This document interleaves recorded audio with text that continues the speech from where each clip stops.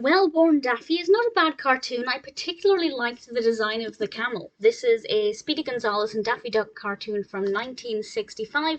It's directed by Robert McKimson, and this is set in a desert.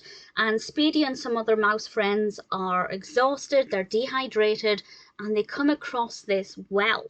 And they're really happy about this. They're about to get a drink, and then Daffy Duck says, "No, this is mine.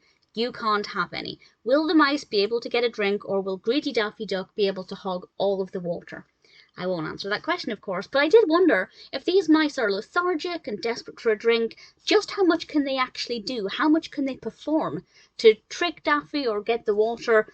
And I have to say, it's quite a clever cartoon. It does some pretty interesting stuff.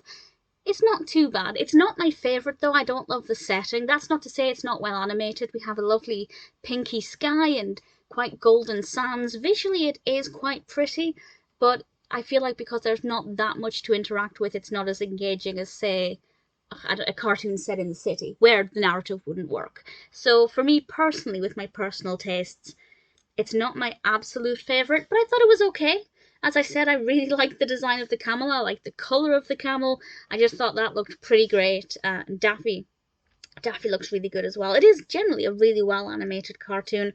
Not the most interesting in terms of the things that the characters do, but I still enjoyed the journey. It's never going to be a personal favourite. It didn't spark too many thoughts. It's not the most in-depth. I don't feel like it's ever going to be at the top of my list of favourites for Speedy or Daffy cartoons. But it's not bad, and if you're a fan of either character, I'd say it's worth watching at least once. Particularly if you like the colour palette with this, because visually it is stunning. The narrative's not too bad.